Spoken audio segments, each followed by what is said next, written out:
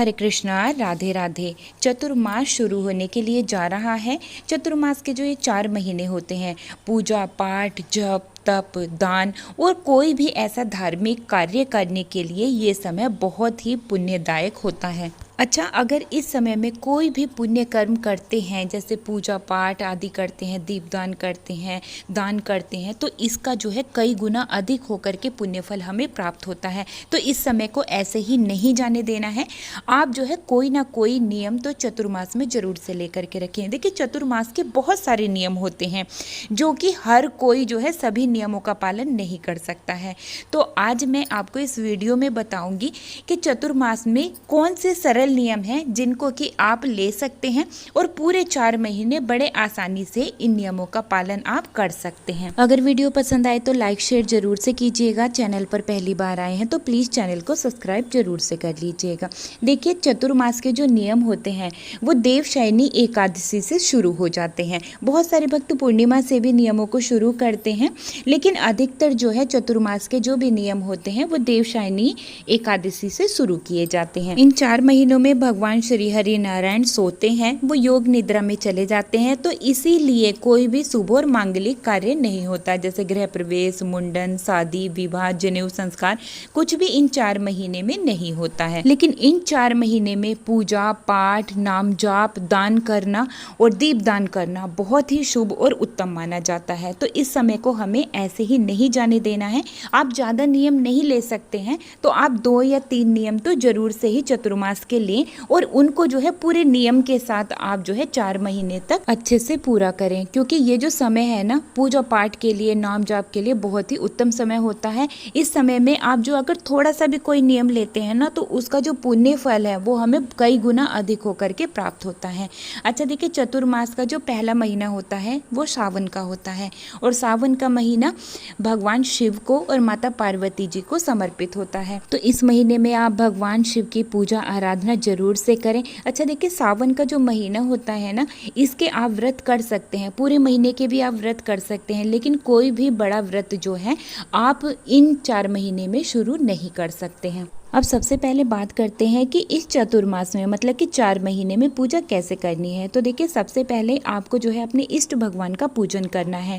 आपके जो भी इष्ट भगवान हैं आप उनका पूजन सबसे पहले करें। अगर आपके यहाँ पर लड्डू गोपाल जी की, राधा रानी जी की, युगल सरकार की सेवा है या फिर शालिग्राम जी की सेवा है, तो 4 महीने तक आपको जो है इनकी सेवा विधि पूर्वक करनी है। वैसे तो देखिए, लड्डू गोपाल जी जिन घर में विराजमान होते हैं तो उनकी रोज ही पूजा सेवा की जाती है, लेकिन चतुर्मास में भगवान विष्णु जी के किसी भी स्वरूप का पूजन करना, चाहे शालिग्राम जी हो, लड्डू गोपाल जी हो, इनका पूजन करना बहुत ही शुभ और उत्तम रहता है। अच्छा, देखिए, जिन लोगों के घर पर लड्डू गोपाल जी की सेवा है और राधा रानी जी की सेवा है, तो चतुर्मास के बहुत सारे नियमों का पालन तो वो ऐसे ही कर लेते हैं।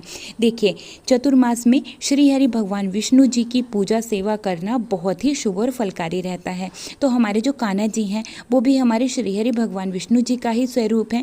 तो हम जब उनकी पूजा सेवा करते हैं तो बहुत सारे नियम तो हमारे ऐसे ही पूरे हो जाते हैं। इसके अलावा आप 4 महीने तक मतलब कि चतुर्मास में ठाकुर जी को रोज पंचामृत से स्नान कराने का नियम ले सकते हैं। और जो वो ठाकुर जी के स्नान का जो जल रहेगा, मतलब कि जो चरणामृत हो जाएगा, आप उसको जो है पीने का नियम भी ले सकते हैं। आप हर रोज ठाकुर जी को तुलसी पत्ता अर्पित करने का नियम भी ले सकते हैं। ये नियम भी बहुत ही शुभ और उत्तम रहता है। देखिए, चतुर्मास का जब हम कोई भी नियम लेते हैं तो उसको हम संकल्प के साथ लेते हैं, ठीक है, और उसको पूरे 4 महीने विधि पूर्वक हम पूर्ण करते हैं। एक भी दिन बीच में छूटना नहीं चाहिए, ठीक है। अगर आप चतुर्मास का व्रत नहीं कर पा रहे हैं तो देखिए, चतुर्मास में जो विशेष तिथि होती हैं, जैसे एकादशी, पूर्णिमा या बृहस्पतिवार, इनका व्रत आप जरूर से ही करें। ये भी बहुत शुभ और फलकारी होता है। देखिए, चतुर्मास में दीपदान करना बहुत ही उत्तम और फलकारी माना जाता है।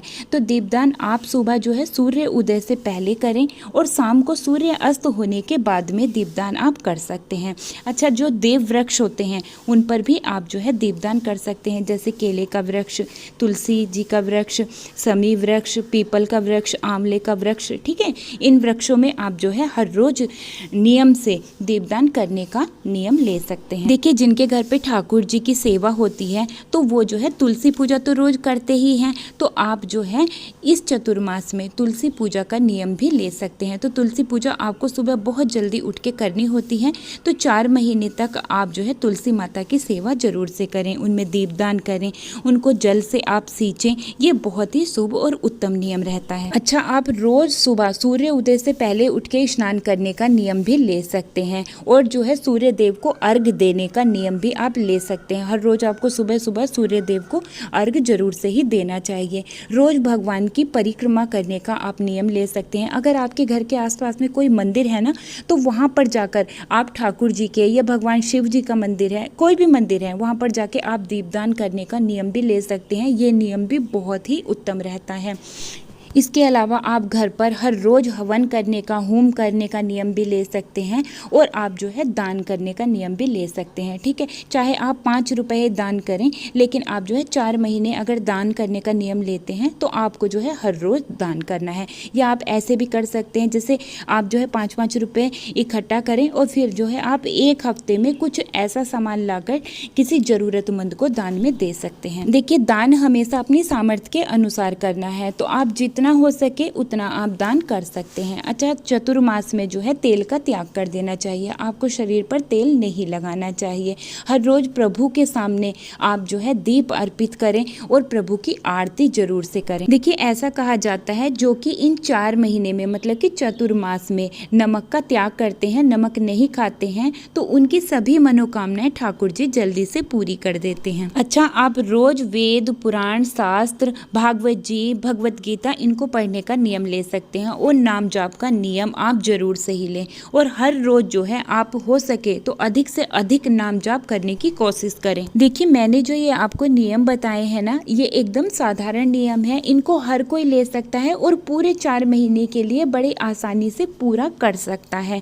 लेकिन किसी वजह से अगर आप 4 महीने तक ये सारे नियम जो है पूरे ना कर पाए, तो आप जो है, जो पहला महीना होता है सावन का, उस महीने में आप जो है नियम ले सकते हैं। और चतुर्मास का जो अंतिम महीना होता है कार्तिक का, तो उसमें जो है आप इनमें से कोई भी नियम लेकर के उनको जो है पूरी निष्ठा के साथ आप उनको पूर्ण करें।